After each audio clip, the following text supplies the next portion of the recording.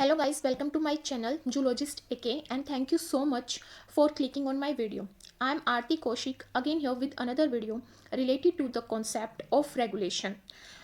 In this video, we will discuss about bacteriophage lambda and about some genes that regulate the lytic and lysogenic cycle in bacteriophage lambda. As we know that bacteriophage is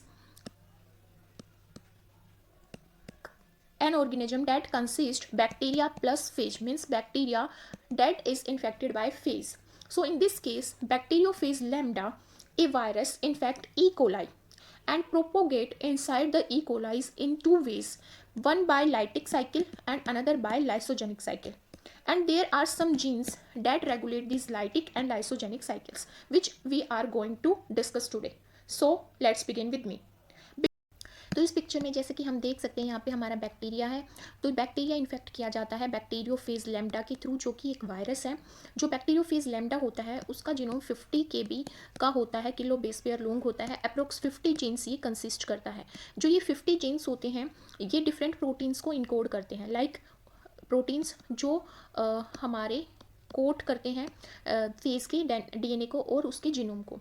DNA replication में जो proteins involve होते हैं वो code किए जाते हैं और recombination की प्रोसेस में जो प्रोटीन्स इन्वॉल्व होते हैं वो इनकोड किए जाते हैं और लाइसिस साइकिल में जो प्रोटीन्स इन्वॉल्व होते हैं वो इनकोड किए जाते हैं। तो जब लैम्डा फेज इन्फेक्ट करता है बैक्टीरिया को, तो बैक्टीरिया के अंदर वो टू वेज में क्या करता है, प्रोपगेट करता है। एक होती है लाइटिक ग्रोथ और लाइटिक साइकिल, जिसमें जो फेज होता है अपने डीएनए को रेप्लिकेट करता है, न्यू कोट प्रोटीन फॉर्म करता है और कोट कर लेता है अपने जेनेटिक मटेरियल को, और बैक्टीरिया की सेल वाल को बर्स्ट आउट करके वो सराउंडिंग मीडिया में डिस्पर्स हो जाता है और न्यू बैक्टीरियल सेल्स को इन्फेक्ट करता है। और दूसरी जो साइकिल होती है जिसके थ्रू जो बैक्टीरियोफेज लैम्डा है वो बैक्टीरिया के अंदर प्रोपोगेट करता है, वो होती है लाइसोजेनिक ग्रोथ। इसमें क्या होता है, जो फेज का डीएनए होता है वो इंटीग्रेट हो जाता है बैक्टीरिया के क्रोमोसोम के साथ। तो ये जो लाइसोजेनिक साइकिल होती है ये हमारी काफ़ी स्टेबल साइकिल होती है नॉर्मल सर्कमस्टांस के अंदर।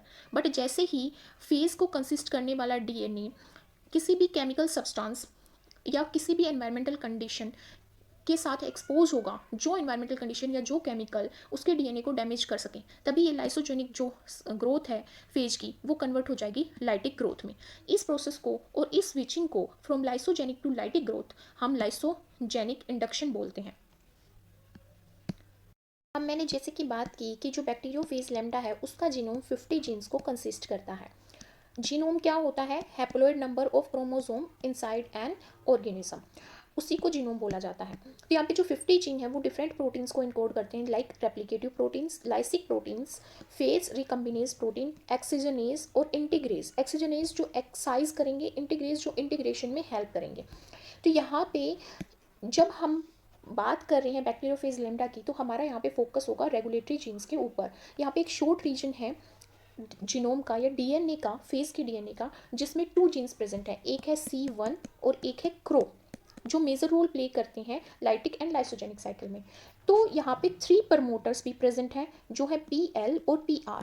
जो PL है वो लेफ्ट वर्ड प्रमोटर होता है और जो PR होता है वो होता है right word. R stand for right, so it is stand for right word promoter. जो PL और PR होते हैं ये हमारे स्ट्रॉन्ग प्रमोटर होते हैं। स्ट्रॉन्ग प्रमोटर से मतलब ये है कि वो प्रमोटर जिसको ट्रांसक्रिप्शन को डायरेक्ट करने के लिए किसी भी एक्टिवेटर की ज़रूरत नहीं होती। प्रमोटर बेसिकली क्या होते हैं, जिससे हमारा आरएनए पॉलीमरेज आके बाइंड करता है और इन प्रमोटर से रिलेटेड जो जीन्स होते हैं उनका ट्रांसक्रिप्शन करवाता है। ट्रांसक्रिप्शन मीन्स उनका mRNA प्रोडक्ट फॉर्म करता है। तो यहाँ पे PL और PR जो होते हैं वो कॉन्स्टिट्यूटिव प्रमोटर होते हैं। कॉन्स्टिट्यूटिव प्रमोटर से यहाँ पे मतलब है वो प्रमोटर्स जो कभी भी एक्सप्रेस हो सकते हैं, हमेशा एक्टिव स्टेट में जो रहे, मतलब कि इनको किसी भी एक्टिवेटर की ज़रूरत नहीं होती। ये किसी भी टाइम पे किसी भी स्टेज में क्या करवा सकते हैं, जीन्स का ट्रांसक्रिप्शन करवा सकते हैं। फिर यहाँ पे एक अदर सेट ऑफ प्रमोटर होता है PRM, that is stand for repressor maintenance. R for repressor, M for maintenance. ये केवल और केवल C1 के जो जीन होते हैं उनको क्या करवाता है, ट्रांसक्राइब करवाता है। मतलब कि C1 जो जीन है उसी का mRNA प्रोडक्ट फॉर्म होगा जब यहाँ पे RNA पोलिमरेज आके किससे बाइंड करेगा, PRM से बाइंड करेगा। ये वीक प्रमोटर है। वीक प्रमोटर का मतलब ये है कि इसको अपने जीन CI को ट्रांसक्राइब करवाने के लिए किसकी ज़रूरत पड़ती है, एक्टिवेटर की ज़रूरत पड़ती है।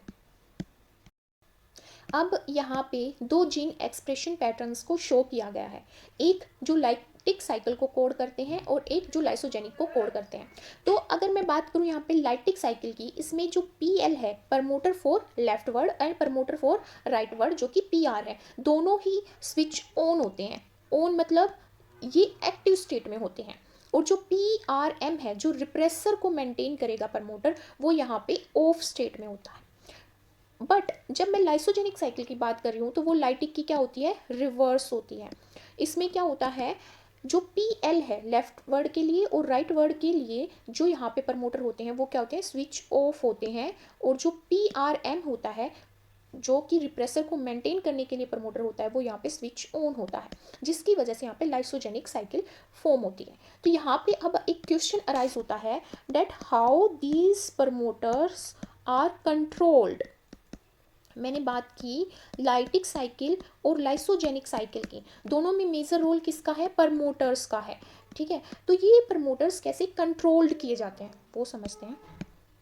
तो यहाँ पे कुछ रेगुलेटरी प्रोटीन्स होते हैं जो रेगुलेट करते हैं, प्रमोटर्स को कंट्रोल करते हैं। अब ये जो रेगुलेटरी प्रोटीन्स हैं ये किसका हमारा प्रोडक्ट होंगे, कुछ जीन का। और वो जीन किस में प्रेजेंट होंगे, लैम्डा फेज में, क्योंकि हम यहाँ पे लैम्डा फेज की ही बात कर रहे हैं। तो उसके दो जीन होते हैं, एक होता है C1 जो इनकोड करता है यहाँ पे लैम्डा रिप्रेसर को, ये लैम्डा रिप्रेसर का यहाँ पे स्ट्रक्चर है। एक होता है क्रो जो क्या करता है, कंट्रोल ऑफ रिप्रेसर प्रोटीन को यहाँ पे सिंथेसाइज करता है।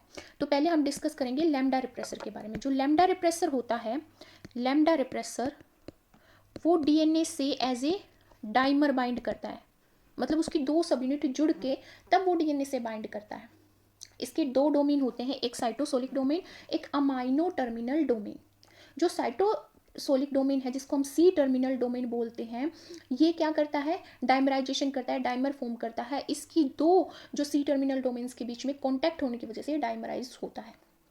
और ये जो डाइमराइजेशन स्टेट में जब ये लैम्डा रिप्रेसर DNA से बाइंड करेगा तो about 17 base pair long DNA sequence को ये रिकॉग्नाइज करेगा और 17 base pair long DNA sequence से ये जाके बाइंड होगा। ठीक है, और ये जो लैम्डा रिप्रेसर होता है ये एक्टिवेटर का काम भी करता है और रिप्रेसर का भी काम करता है। पर जो बेसिक फंक्शन हम लाइटिक साइकिल में हम इसका देखते हैं वो एज ए रिप्रेसर होता है। और हमें पता है जितने भी रेगुलेटरी प्रोटीन्स होते हैं वो ऑपरेटर से जाके बाइंड करते हैं। अगर आपको लैक और ट्रिप्टोफैन याद है तो हमें पता है जो ऑपरेटर होता है वो प्रमोटर से अपस्ट्रीम में प्रेजेंट होता है। जो प्रमोटर है वो ओवरलैप करता है कुछ पार्ट को प्रमोटर के, जिसकी वजह से जैसे ही रिप्रेसर आके यहाँ पे ऑपरेटर से बाइंड करेगा तो जो RNA पॉलीमरेज की बाइंडिंग होती है ना प्रमोटर से, वो क्या हो जाएगी, इनहिबिट हो जाएगी। इस तरह ये रेगुलेशन कर पाएगा किसकी, एक पर्टिकुलर प्रमोटर की। ठीक है, और एक्सप्रेशन की किसी पर्टिकुलर जीन की जो उस पर्टिकुलर प्रमोटर से हो रहा है। तो यहाँ पे जब मैं लैम्डा रिप्रेसर की बात कर रही हूँ तो इसमें एक होता है अमाइनो टर्मिनल डोमेन। इसमें DNA बाइंडिंग डोमेन्स होते हैं और रीजन्स होते हैं जो हेलिक्स टर्न हेलिक्स मोटिव की फॉर्म में प्रेजेंट होते हैं। ये बेसिकली एक्टिवेटिंग रीजन होता है और DNA बाइंडिंग रीजन होता है। ठीक है, तो जो लैम्डा रिप्रेसर है यहाँ पे, लैम्डा रिप्रेसर जो कि C1 जीन का प्रोडक्ट होता है, ये किसको टारगेट करेगा। अब हमें ये पता है जो रिप्रेसर होगा वो RNA पॉलीमरेज से भी बाइंड करेगा और वो ऑपरेटर से इस तरह बाइंड करेगा कि ऑपरेटर की साइट प्रमोटर को भी ओवरलैप करती हो। तो वो -35 रीजन से तो DNA में बाइंड करेगा। ये DNA मॉलिक्यूल है। अब अगर आपने प्रमोटर्स की टाइप पढ़े हो, अगर मेरी प्रीवियस वीडियो देखी है ट्रांसक्रिप्शन से रिलेटेड, तो उनमें मैंने डिस्कस किया -10 होता है, -35 होता है। जो -35 रीजन है प्रमोटर का, उससे बाइंड करेगा क्या, RNA पॉलीमरेज। तो RNA पॉलीमरेज में अलग अलग सबयूनिट होती है, तो जो RNA पॉलीमरेज की सिग्मा सबयूनिट होगी उससे बाइंड करेगा लैम्डा रिप्रेसर और इससे भी बाइंड करेगा जो -35 रीजन वाली सबयूनिट है। इस तरह ये क्या करेगा, इनहिबिट कर देगा RNA पॉलीमरेज की बाइंडिंग प्रमोटर से। अब प्रमोटर से आरएनए बाइंड नहीं हो पाएगा तो जो पर्टिकुलर जीन प्रेजेंट है जिनका ट्रांसक्रिप्शन रेगुलेट करवा रहा है ये प्रमोटर, वो रेगुलेशन क्या हो जाएगी यहाँ पे इनहिबिट हो जाएगी, तो पर्टिकुलर एमआरएनए प्रोडक्ट फॉर्म नहीं हो पाएगा, फिर फर्दर प्रोटीन फॉर्म नहीं हो पाएगा। अब सेकंड जो मैंने यहाँ पे रिप्रेसर की बात की वो था क्रो जीन का प्रोडक्ट, जिसको यहाँ पे बोला जाता है Cro control of repressor. Only represses transcription, ये ट्रांसक्रिप्शन को रिप्रेस करता है और ये सिंगल डोमेन प्रोटीन होता है। ये हमारा क्या था, डबल डोमेन था। ये हमारा जो क्रो होता है ये सिंगल डोमेन होता है। ये भी डाइमर की फॉर्म में, क्रो भी जो होता है वो भी डाइमर की फॉर्म में बाइंड करता है। 17 base pair long DNA strand से ये भी बाइंड करता है और हेलिक्स टर्न हेलिक्स मोटिव के थ्रू ही बाइंड करता है जैसे ये करता था। बस डिफरेंस दोनों में क्या है कि ये सिंगल डोमेन होता है और ये डबल डोमेन होता है। अब मैंने बोला कि जो रिप्रेसर होते हैं जिसको हम यहाँ पे बोल रहे हैं रेगुलेटरी प्रोटीन्स, वो बाइंड करते हैं किससे, ऑपरेटर से जाके बाइंड करते हैं। तो हमें ये भी अंडरस्टैंड करना होगा कि कितने ऑपरेटर होते हैं और कैसे वो प्रेजेंट होते हैं। तो बेसिकली 6 ऑपरेटर होते हैं लैम्डा फेज में। 3 तो लेफ्ट साइड होते हैं और 3 राइट साइड होते हैं, इसीलिए इनको बोला जाता है, जो हमारे प्रमोटर्स हैं इनको क्या बोला जाएगा, ओ एल की फॉर्म में लेफ्ट हैंड साइड वालों को और ओ आर की फॉर्म में राइट हैंड साइड वालों को डिनोट किया जाएगा। तो दोनों का एक्सप्रेशन सेम वे में होता है। तो यहाँ पे हम जो डिस्कस करेंगे वो राइट हैंड साइड के ऑपरेटर्स को डिस्कस करेंगे। तो जो हमारे यहाँ पे राइट ऑपरेटर हैं उनको 3 क्लासेस में डिवाइड किया गया है, OR1, 2 एंड 3। सिमिलर सीक्वेंस होता है, सिमिलर सीक्वेंस होता है इन तीनों ऑपरेटर्स का। सीक्वेंस सिमिलर है फिर भी ये क्या होते हैं, नॉन आइडेंटिकल, आइडेंटिकल नहीं होते ये। अगर मैं इनकी बाइंडिंग एफिनिटी की बात करूं, बाइंडिंग एफिनिटी से यहाँ पे मतलब है कि जो हमारे रिप्रेसर हैं, रिप्रेसर क्या, लैम्डा रिप्रेसर, और क्रो का जो हमारा प्रोडक्ट है, क्रो का प्रोडक्ट क्या है हमारा, कंट्रोल ऑफ रिप्रेसर। ये जो रिप्रेसर है इनकी बाइंडिंग एफिनिटी कितनी है इन पर्टिकुलर ऑपरेटर से, जो कि right operator, right hand side में जो ऑपरेटर लाई करते हैं। तो जो ओ आर से बाइंड करने की जो कैपेबिलिटी, ओ आर फर्स्ट से ये लैम्डा रिप्रेसर की बाइंड करने की कैपेसिटी की अगर मैं बात करूँ तो lambda repressor O R first से 10 टाइम्स ज़्यादा अच्छे से बाइंड कर सकता है एज कम्पेयर टू OR2।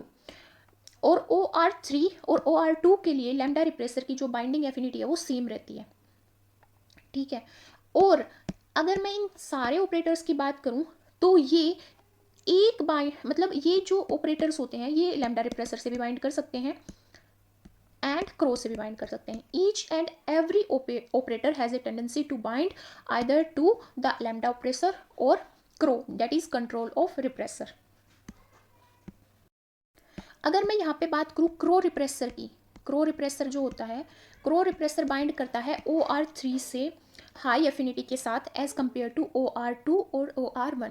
ये जो पॉइंट्स मैंने यहाँ पे डिस्कस किए हैं एफिनिटी से रिलेटेड, ये बहुत ही इंपॉर्टेंट पॉइंट्स हैं, क्योंकि जब फर्दर हम यहाँ पे बात करेंगे किनके बारे में, लाइटिक और लाइसोजेनिक साइकिल के बारे में, तब हम ये पॉइंट पढ़ेंगे कि भाई जो क्रो है वो हाई एफिनिटी से OR3 से बाइंड कर पाता है, और जो लैम्डा रिप्रेसर होता है वो OR फर्स्ट से 10 टाइम्स ज़्यादा अच्छे से बाइंड कर सकता है एज कम्पेयर टू OR2। और जो OR3 है OR2 से बाइंड करने की जो कैपेसिटी है लैम्डा रिप्रेसर की वो सिमिलर होती है, मतलब सिमिलर कंसंट्रेशन में वो बाइंड कर सकता है OR3 और OR2 से। इट मीन्स टू से जब लैम्डा रिप्रेसर कम प्रेजेंट होगा कंसंट्रेशन में तो वो सबसे पहले OR फर्स्ट से बाइंड करेगा, ठीक है।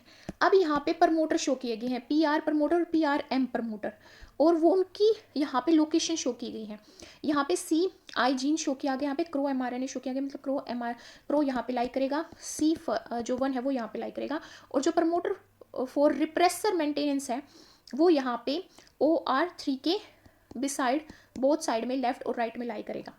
और जो promoter for right handed side के जितने भी जीन्स हैं उनके लिए होगा वो यहाँ पे OR फर्स्ट, जो कि हमारा ऑपरेटर राइट हैंड साइड का जो ऑपरेटर है, ऑपरेटर 1, उसके दोनों साइड्स में क्या है, लाई करेगा -35 रीजन पे और -10 रीजन पे। अब हम ये देखते हैं कि कैसे कंट्रोल की जाती है लाइटिक एंड लाइसोजेनिक ग्रोथ, ठीक है। वो कैसे देखेंगे हम, क्योंकि जो लैम्डा रिप्रेसर है, क्रो है, वो बाइंड करेंगे यहाँ पे डिफरेंट पैटर्न में लाइटिक जीन से और लाइसोजेनिक जीन से, जिसकी वजह से लाइटिक और लाइसोजेनिक साइकिल एक दूसरे से अलग हो पाती हैं और अलग अलग टाइम पे उनका एक्सप्रेशन हो पाता है। ठीक है, तो अगर मैं यहाँ पे सबसे पहले बात करूँ लाइटिक साइकिल की, लाइटिक ग्रोथ या लाइटिक साइकिल की अगर मैं बात करूँ, तो यहाँ पे एक single crow dimer protein, crow dimer मतलब कि जो क्रो का रिप्रेसर प्रोटीन होगा, क्रो का रिप्रेसर क्या होगा, control of repressor, control of repressor, और ये डीएनए से कैसे बाइंड करेगा, डाइमर फॉर्म में बाइंड करेगा। तो जब क्रो का जो डाइमर है वो किससे बाइंड करने की एफिनिटी ज़्यादा रखता है, OR3 से। लाइटिक ग्रोथ की बात करें तो वो OR3 से डाइमर फॉर्म में बाइंड कर जाएगा। और ये जो OR3 है ये किसको ओवरलैप कर रही है, अभी हमने इस पिक्चर में यहाँ पे देखा कि जो PRM है, PRM stand for repressor, sorry repressor maintenance. ठीक है, तो जैसे ही हमारा यहाँ पे क्रो डाइमर बाइंड करेगा OR3 से, तो जो OR3 है वो यहाँ पे किसको भी कंसिस्ट कर रहा है, PRM को भी कंसिस्ट कर रहा है। और PRM हमने स्टडी किया था कि ये एक वीक प्रमोटर है। वीक प्रमोटर का मतलब है कि ये एक्टिवेटर के बिना नहीं एक्सप्रेस हो सकता। ठीक है, तो यहाँ पे नाइदर लैम्डा रिप्रेसर नोर क्रो, ना तो क्रो ना ही लैम्डा रिप्रेसर OR फर्स्ट से कोई भी बाइंड नहीं करेगा, ना ही OR2 से बाइंड करेंगे। तो यहाँ पे क्या होगा, जो यहाँ पे OR फर्स्ट और OR2 हैं, ये किसको ओवरलैप कर रहे हैं, PR को ओवरलैप कर रहे हैं, जो कि एक स्ट्रॉन्ग प्रमोटर है और कॉन्स्टिट्यूटिव प्रमोटर है। कॉन्स्टिट्यूटिव मतलब हमेशा एक्टिव स्टेट में रहता है, जिसकी वजह से RNA पॉलीमरेज आके इस PR से बाइंड कर गया और बाइंड करके इसने उन जीन का ट्रांसक्रिप्शन करवा दिया जो लाइटिक साइकिल के लिए रिस्पॉन्सिबल होते हैं। अगर मैं यहाँ पे लाइसोजेनिक साइकिल की बात करूँ तो हमने क्या पढ़ा कि जो PRM है वो तो लाइसोजेनिक में ओन रहता है, और PR जो राइट हैंड साइड के लिए प्रमोटर है और लेफ्ट हैंड साइड के लिए है जो PL, ये क्या होते हैं, ऑफ रहते हैं। तो यहाँ पे जो रिप्रेसर होता है वो कोऑपरेटिवली बाइंड करेगा। कोऑपरेटिवली का मतलब ये है, जैसे हम इस पिक्चर में देख सकते हैं कि OR1 और OR2 कोऑपरेटिवली बाइंड करते हैं। इसका मतलब ये होता है कि एक की बाइंडिंग साइट, मतलब जो रिप्रेसर है, जब रिप्रेसर प्रोटीन OR फर्स्ट से बाइंड करेगा तो वो कोऑपरेटिवली बाइंड करेगा दूसरे रिप्रेसर को OR2 पे। बट ये जो कोऑपरेटिव बाइंडिंग है ये OR फर्स्ट और OR सेकंड पे ही हो पाती है, OR थर्ड पे नहीं हो पाती। कोऑपरेटिव बाइंडिंग का मतलब हेमोग्लोबिन में भी हमारी जो ऑक्सीजन है, ऑक्सीजन मोलिक्यूल, वो कोऑपरेटिवली बाइंड करते हैं। एक ऑक्सीजन मोलिक्यूल जब बाइंड हो जाता है हेमोग्लोबिन से तो वो दूसरे ऑक्सीजन मोलिक्यूल की बाइंडिंग को एनहेंस करवाता है। सेम यहाँ पे होता है, पर ये जो कोऑपरेटिव बाइंडिंग है ये किस किस के बीच में होगी, ये होगी OR फर्स्ट और OR सेकंड की साइट पे ही होगी जब रिप्रेसर बाइंड करेगा, OR3 पे नहीं होगी। तो लाइसोजेनिक साइकिल में क्या होता है, OR फर्स्ट और OR2 पे लैम्डा रिप्रेसर जो है वो कोऑपरेटिवली बाइंड कर जाता है, और जो OR1 OR2 है वो किसको ओवरलैप करते हैं, यहाँ पे PR प्रमोटर को।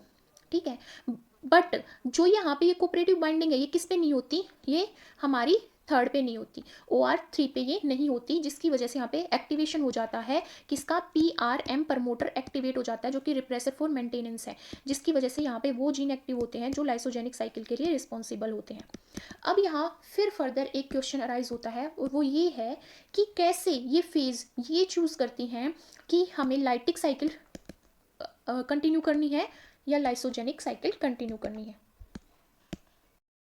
तो यहाँ पे जो C2 होता है वो क्रिटिकल रोल प्ले करता है।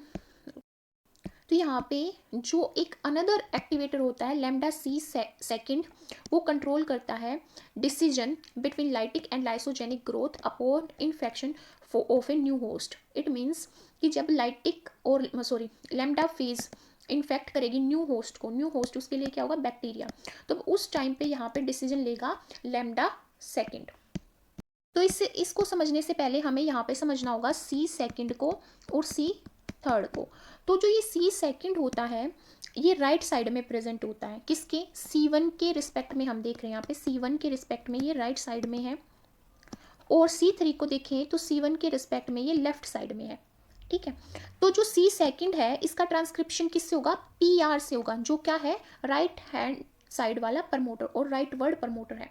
और जो C3 है इसका PL से क्या होगा, ट्रांसक्रिप्शन होगा, जो हमारा लेफ्ट वर्ड प्रमोटर है। ठीक है। अब जो सी सेकंड होता है, जो सी सेकंड है यहाँ पे, वो ट्रांसक्रिप्शनल एक्टिवेटर का काम करता है। ये किससे बाइंड करता है? ये बाइंड करता है एक साइट से जो PRE के अपस्ट्रीम में प्रेजेंट होती है। और जो यहाँ पे हमारा RE है, PRE, जो PRE है वो किसके लिए स्टैंड करता है? Repressor establishment. इस तो यहाँ पे जो PRE है वो क्या करता है? ट्रांसक्रिप्शन करवाता है C1 का। C1 हमारा क्या होता है? रिप्रेसर जीन होता है। तो रिप्रेसर जीन का ट्रांसक्रिप्शन PRE प्रमोटर से होता है क्योंकि ये रिप्रेसर इस्टेब्लिशमेंट प्रमोटर है। इसकी वजह से जो रिप्रेसर जीन है C1 वो ट्रांसक्रिप्ट हो जाएगा, और जो PRE है वो क्या होता है? हमारा वीक प्रमोटर होता है। ठीक है, -35 सीक्वेंस होता है इसका। ठीक है, और ये वीक क्यों है? क्योंकि इसको एक्टिवेटर की जरूरत है। तो यहाँ पे जब सी सेकंड जो है, जो सी सेकंड है यहाँ पे ट्रांसक्रिप्शनल एक्टिवेटर जो है, वो जब बाइंड करेगा किस पे? इस 35 -35 रीजन पे, जो रीजन ओवरलैप कर रहा है प्रमोटर साइट को, और वो प्रमोटर साइट क्या है? PRE। तभी क्या हो जाएगा? ये PRE एक्टिवेट हो जाएगा और ये जीन C1 को क्या करवा देगा? एक्सप्रेस करवा देगा, जो कि हमारा रिप्रेसर प्रोटीन यहाँ पे फॉर्म करेगा। और यहाँ पे जब एक सुफिशियंट अमाउंट फॉर्म हो जाएगी रिप्रेसर प्रोटीन की इस C1 जीन से, तो क्या होगा? ये बाइंड कर पाएगा OR फर्स्ट एंड OR 2 पे, जो कि हमारी ऑपरेटर रीजन है, राइट हैंड साइड के ऑपरेटर रीजन है। और इनकी वजह से ये अपनी क्या कर पाएगा? जो रिप्रेसर प्रोटीन है वो अपनी ओवन सिंथेसिस कर पाएगा PRM से। PRM क्या? हमारा रिप्रेसर फॉर मेंटेनेंस है। ये मेंटेनेंस का काम करेगा, ना कि एक्टिवेशन का।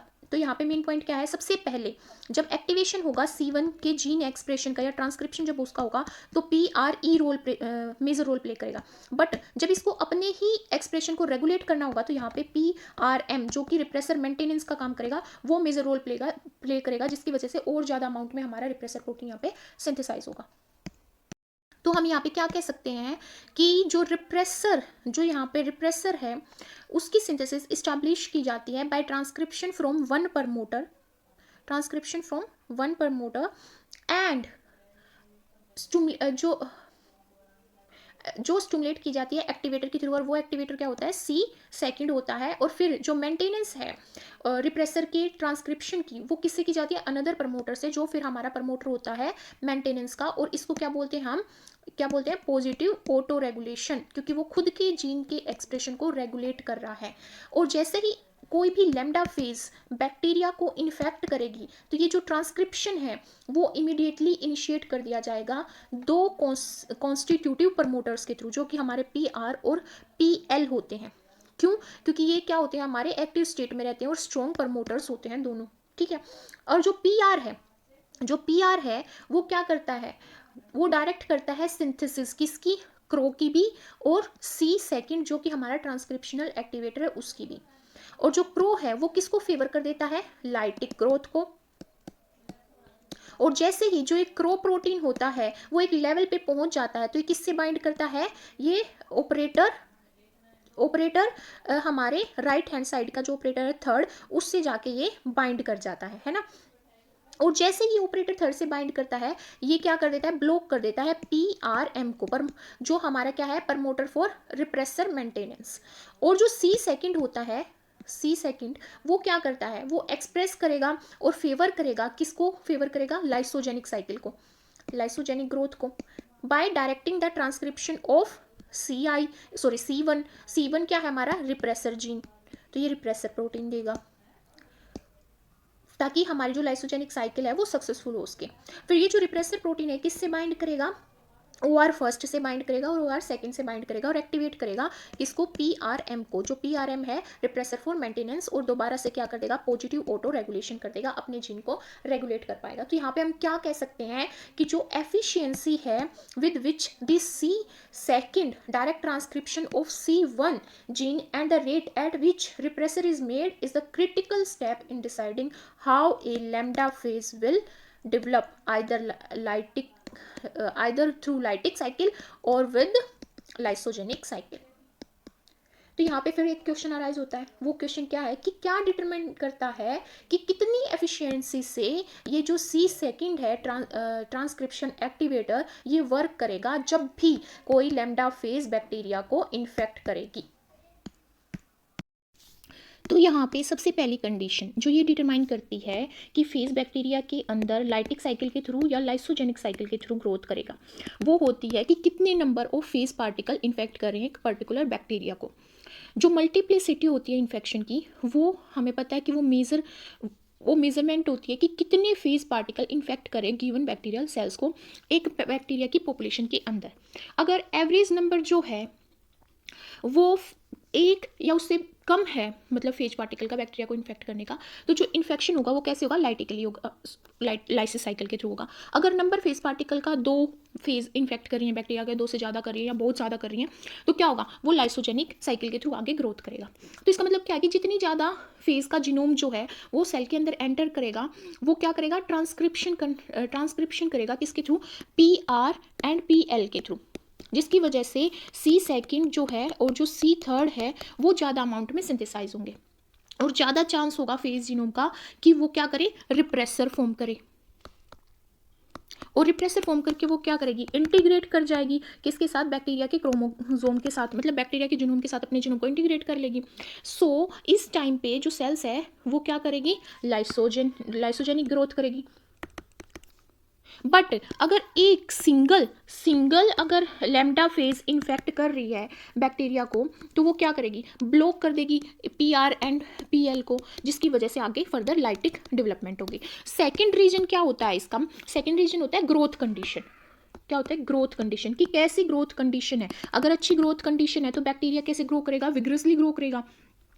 तो जब बैक्टीरिया विग्रसली ग्रो करेगा तो उस टाइम पे वो क्या करेगा, वो लाइटिकली प्रोपगेट करेगा। क्यों, क्योंकि बैक्टीरिया इतनी ज़्यादा जल्दी ग्रो करेगा तो उसके अंदर फेज भी बहुत ज़्यादा जल्दी ग्रो करेगी और वो बर्स्ट आउट हो जाएगी लाइसिस के थ्रू, और सराउंडिंग जो बैक्टीरिया सराउंडिंग मीडिया में जो अदर बैक्टीरियल सेल्स हैं उनको वो ज़्यादा से ज़्यादा इन्फेक्ट करेगी। पर जब ग्रोथ कंडीशन पुअर होंगी और बैक्टीरिया की सेल्स कम ग्रो कर पा रही होंगी तो वो लाइसोजन फॉर्म करेगी, इंटीग्रेट हो जाएगी बैक्टीरिया के क्रोमोसोम के साथ और टाइटली बाउंड हो जाएगी ताकि वो स्टेबल कंडीशन में रह सके। तो ऐसा कैसे होता है वो समझते हैं। एक्चुअली में होता है क्या, जो ये ग्रोथ कंडीशन है ना, यहाँ पे ग्रोथ कंडीशन ये अफेक्ट करती हैं सी सेकंड को, और जो सी सेकंड होता है वो एक स्टेबल प्रोटीन होता है ई कोलाई के अंदर, और वो डिग्रेड करा जाता है किसके थ्रू, अब ये प्रोटीन है तो प्रोटीएजेस के थ्रू डिग्रेड किया जाएगा। तो यहाँ पे जो प्रोटीएज है जो इसको डिग्रेड करता है वो है FTSH, जिसको HFLB भी बोला जाता है। तो ये जो प्रोटीएज है ये इनकोड किया जाता है HFL जीन के थ्रू।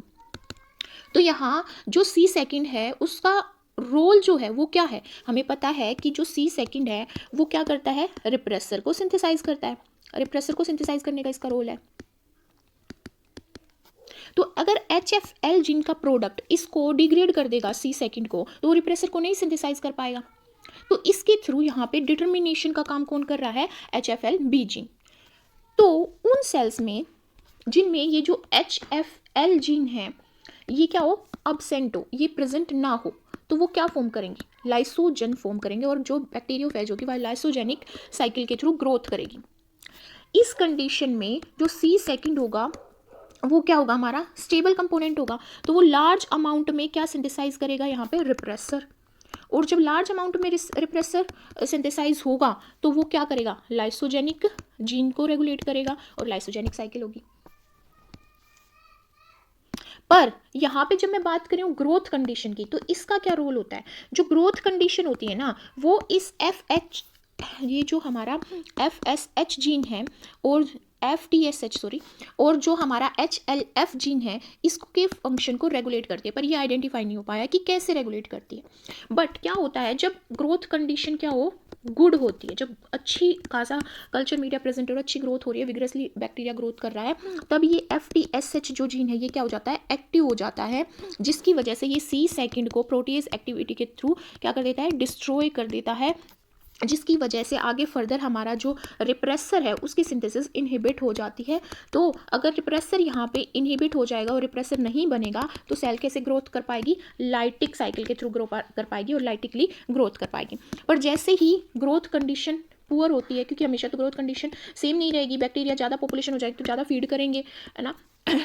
कैरिंग कैपेसिटी अगर पढ़ा है आपने तो उससे आप समझ रिलेट कर सकते हो कि ग्रोथ हमारी फिर फर्दर क्या हो जाएगी, पुअर हो जाएगी। तो उसमें हमारा जो FTSH है उसकी एक्टिविटी यहाँ पे क्या हो जाएगी, स्लो डाउन हो जाएगी, या फिर लो एक्टिविटी हम कह सकते हैं कि लो हो जाएगी, जिसकी वजह से जो C सेकंड है वो यहाँ पे स्लोली डिग्रेड किया जाएगा। डिग्रेड तो होगा पर उसका डिग्रेडेशन क्या होगा, स्लो डिग्रेडेशन होगा।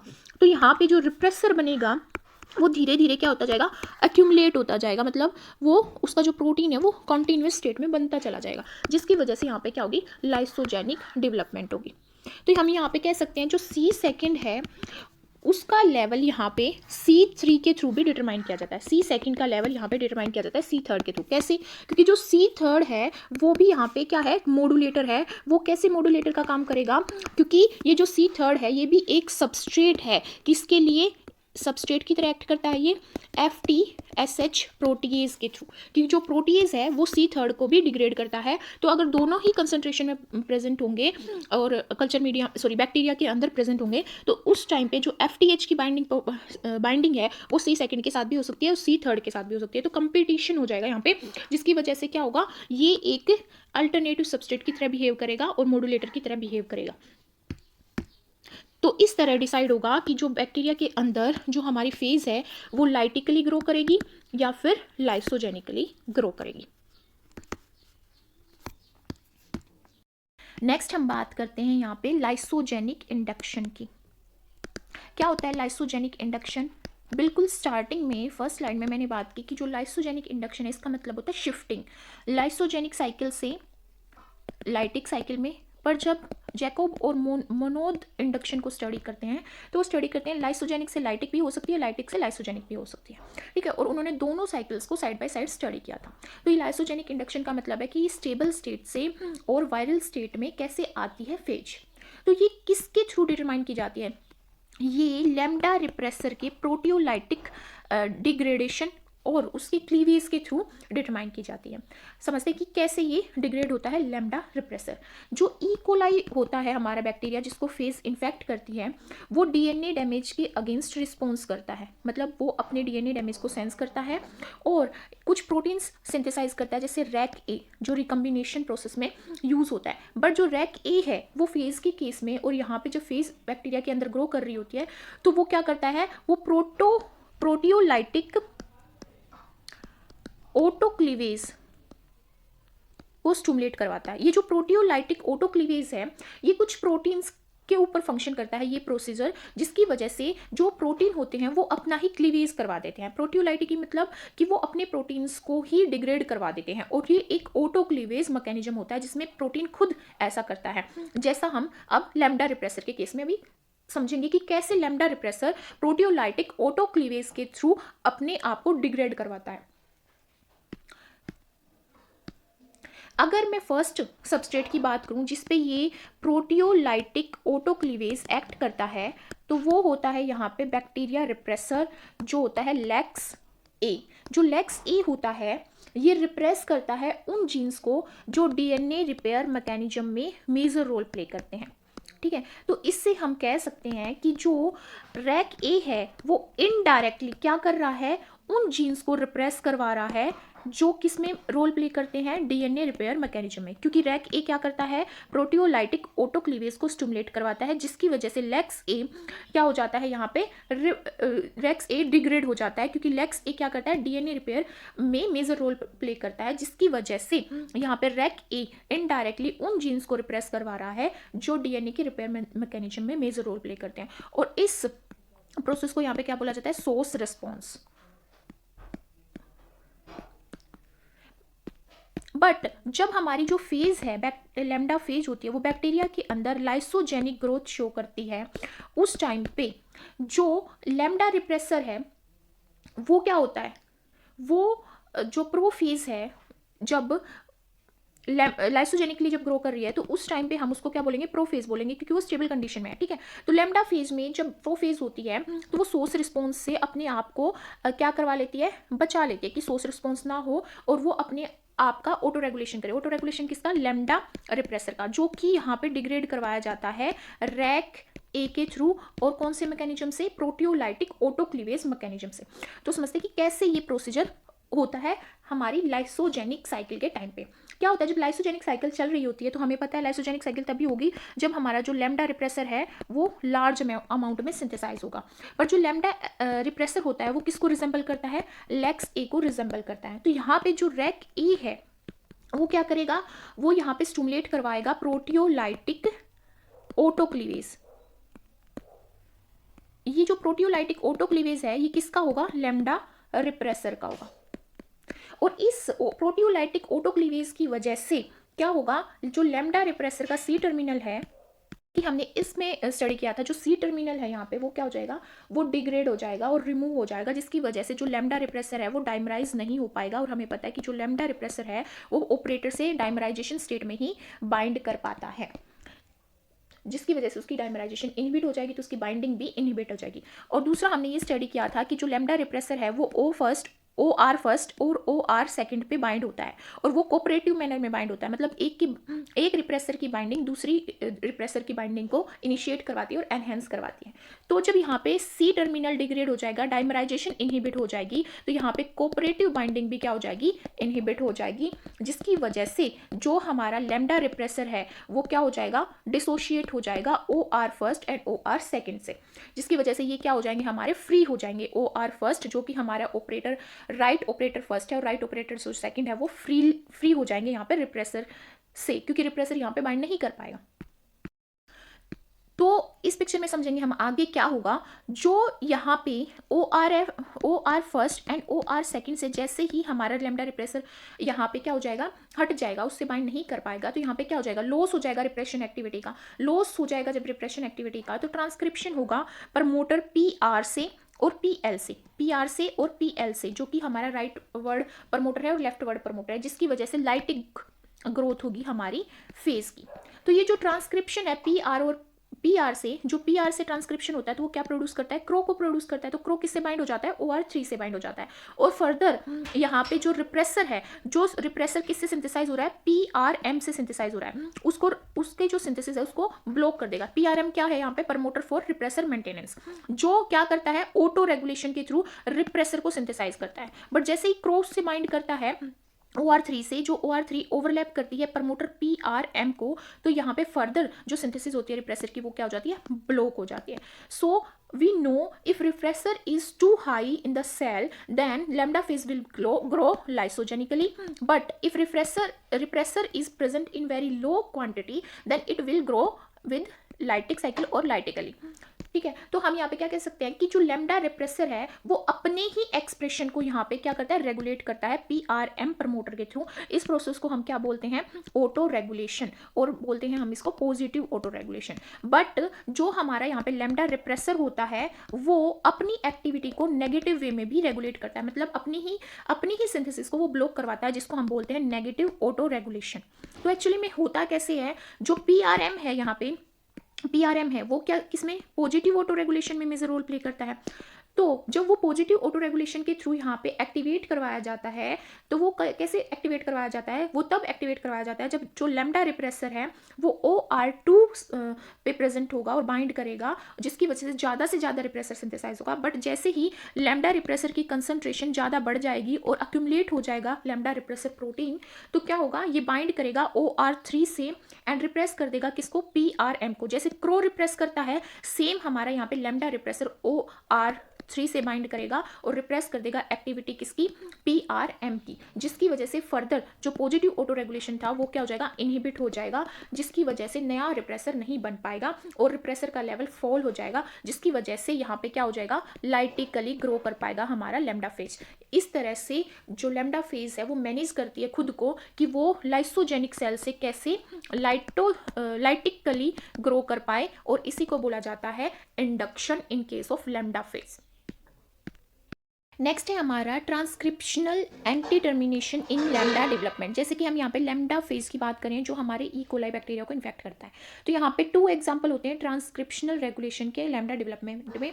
जो फर्स्ट है हमारा वो होता है पॉजिटिव ट्रांसक्रिप्शनल रेगुलेशन, जिसको हम बोलते हैं क्या, एंटी टर्मिनेशन। मतलब जो हमें पता है कि जब ट्रांसक्रिप्शन होगा किसी प्रोटीन का तो वो एक टर्मिनेशन कोडोन पे जाके स्टॉप हो जाएगा, बट यहाँ पे एंटी टर्मिनेशन हो रहा है। इट मीन्स यहाँ पे कुछ रेगुलेटरी प्रोटीन्स हैं जो उस टर्मिनेशन साइट के डाउनवर्ड में भी क्या करवाते हैं, रेप्लिकेशन को करवा पाते हैं। तो इस प्रोसेस में जो रेगुलेटर है वो है हमारे लैम्डा एन, जो हमारे एन जीन से यहाँ पे सिंथेसाइज होंगे, और एक होता है हमारा लैम्डा क्यू जो हमारे क्यू जीन से यहाँ पे सिंथेसाइज होगा। इनको एंटी टर्मिनेटर्स बोला जाता है और एंटी टर्मिनेटर प्रोटीन्स बोला जाता है। अगर एन जीन के प्रोडक्ट की बात करें तो वो होता है हमारा एन प्रोटीन, जो क्या करता है, रेगुलेट करता है अर्ली जीन एक्सप्रेशन, और वो 3 टर्मिनेटर साइट्स पे, 3 टर्मिनेटर साइट पे ये क्या करता है, एक्ट करता है। एक साइट तो लेफ्ट में प्रेजेंट होती है, लेफ्ट में प्रेजेंट होती है इसके एन जीन की लेफ्ट में प्रेजेंट होगी, और एक होगी राइट में, किसके, क्रो के राइट में प्रेजेंट होगी, और एक होगी in between P and Q gene, P के बीच में और क्यू जीन के बीच में प्रेजेंट होगी। 3 साइट हैं, एक लेफ्ट ऑफ एन जीन, एक right of crow, and 1 in between P and Q. अगर मैं क्यू जीन की बात करूँ तो जो क्यू प्रोटीन है उसका एक ही टारगेट होता है। तो यहाँ पे एक टर्मिनेटर होता है, और वो टर्मिनेटर होता है 200 न्यूक्लियोटाइड डाउनस्ट्रीम, किससे, पी आर जो प्रमोटर है उससे 200 न्यूक्लियोटाइड डाउनस्ट्रीम प्रेजेंट होता है। ये क्यू और जो एस जीन है उसके बीच में प्रेजेंट होता है, क्यू और एस जीन के बीच में प्रेजेंट होता है। और जो पी आर है इसको हम लेट प्रमोटर बोलते हैं, इसके डाउनस्ट्रीम में about 200 nucleotide base pair downstream में, जो यहाँ पे नट आर से रिप्रेजेंट कर रखा है, वो प्रेजेंट होता है। जो एन एंड क्यू यहाँ पे हैं, N and Q regulatory proteins, वो उन्हीं जीन्स पे वर्क करते हैं जो एक स्पेसिफिक सीक्वेंस कैरी करते हैं इन जीन्स के रिस्पेक्ट में। इसीलिए जो अर्ली ओप्रोन होता है, अर्ली ओप्रोन किस, अर्ली ओप्रोन ऑफ लैम्डा, उसमें एन जो है वो प्रिवेंट करता है टर्मिनेशन को। मतलब कि जो इनहिबिशन है आरएनए सिंथेसिस को, उसको कौन टर्मिनेट करेगा, उसको रोकेगा कौन, उस टर्मिनेशन को कौन प्रिवेंट करेगा, वो एन करेगा अर्ली ओप्रोन के केस में। एन के लिए जो हमारी स्पेसिफिक साइट है जिसको ये बाइंड करेगा वो होगी नट आर, और नट बोलते हैं हम इसको, एन यूटिलाइजेशन साइट भी बोलते हैं। ये about 60 to 200 nucleotide downstream present होती है पी आर और पी एल से, ठीक है। और जो एन है वो बाइंड नहीं करता इन सीक्वेंस में। ये जो नट आर होते हैं ये सीक्वेंस डीएनए में ना प्रेजेंट होके ये किस में प्रेजेंट होते हैं, आरएनए में प्रेजेंट होते हैं। बट अगर मैं यहाँ पे क्यू आर प्रोटीन की बात करूँ तो क्यू प्रोटीन अपनी स्पेसिफिक साइट पे बाइंड करता है, तो वो डीएनए के अंदर प्रेजेंट होती है वो स्पेसिफिक साइट। पर अगर मैं यहाँ पे एन की बात कर रही हूँ तो एन यहाँ पे आरएनए में बाइंड करेगा। मतलब ये जो स्पेसिफिक नट साइट है ये इसको आरएनए सीक्वेंस में, जो कि कंप्लीमेंट्री सीक्वेंस होगा डीएनए का, उसमें बाइंड करेगा, ना कि डीएनए में। और जैसे ही हमारा जो आरएनए पॉलीमरेज है वो इस नट साइट को पास करेगा तो एन बाइंड हो जाएगा आरएनए मॉलिक्यूल के साथ, and from there is loaded on the polymerase, फिर ये वहां से पॉलीमरेज पे लोड हो जाएगा। तो जो लैम्डा एन है वो किसके साथ वर्क करता है, बैक्टीरिया के कुछ जीन्स के प्रोडक्ट के साथ वर्क करता है, और वो जीन्स होते हैं नस ए, नस बी, NUSE एंड NUSG। और जो लैम्डा एन है वो इन जीन्स के साथ कॉम्प्लेक्स ना बना के भी एंटी टर्मिनेटर रेगुलेटरी प्रोटीन की तरह एक्ट कर सकता है। बट उस टाइम पे जो लैम्डा एन है इसकी कंसंट्रेशन जो है वो हाई कंसंट्रेशन प्रेजेंट होनी चाहिए, अगर ये नस ए, नस बी, नस ई, नस जी अगर प्रेजेंट ना हो तो हम यहाँ पे कह सकते हैं कि जो एन है वो क्या करता है, प्रमोट करता है अपने आप, इंडिपेंडेंटली प्रमोट करता है किसको, एंटी टर्मिनेशन प्रोसेस को। और लैम्डा क्यू प्रोटीन की बात करूँ मैं तो वो रिकॉग्नाइज करता है डीएनए सीक्वेंस को, जिसको QBE बोला जाता है, QBE। और ये हमारा -10 और -35 प्रमोटर सीक्वेंस के बीच में लाई करता है, जो कि हमारा PR- होता है। और अगर हमारा क्यू अगर नहीं प्रेजेंट तो जो पॉलीमरेज है, जो हमारा आरएनए पॉलीमरेज होता है वो बाइंड कर पाता है पीआर प्रमोटर से और ट्रांसक्रिप्शन को इनिशिएट कर पाता है। बट वो जो टीआर यहाँ पे टर्मिनेशन साइट प्रेजेंट है TR- उस पे जाके वो अपना क्या कर जाता है, पोज कर देता है ट्रांसक्रिप्शन प्रोसेस को। बट जब ये लैम्डा एन प्रेजेंट होता है, सॉरी लैम्डा क्यू प्रेजेंट होता है, तो जो पॉलीमरेज है वो ट्रांसक्राइब कर पाता है to the downstream of this termination site also, मतलब इससे नीचे भी जो न्यूक्लियोटाइड सीक्वेंस प्रेजेंट होंगे उसको भी ये ट्रांसक्राइब कर पाएगा आरएनए पॉलीमरेज, और इस साइट में जो जीन प्रेजेंट होंगे उसको भी वो ट्रांसक्राइब कर पाएगा। और यहाँ पे जो मेजर रोल होता है वो सिग्मा फैक्टर्स का होता है, जो क्याउ के फंक्शन में मेजर रोल प्ले करते हैं। और ये सिग्मा फैक्टर किस में प्रेजेंट होते हैं? आरएनए पॉलीमरेज में प्रेजेंट होते हैं। तो यहाँ पे बेसिकली क्या जो हमें अंडरस्टैंड करना वो ये अंडरस्टैंड करना कि जो एन होता है और जो क्यू प्रोटीन होता है ये एंटी टर्मिनेटर रेगुलेटरी प्रोटीन्स की तरह एक्ट करते हैं।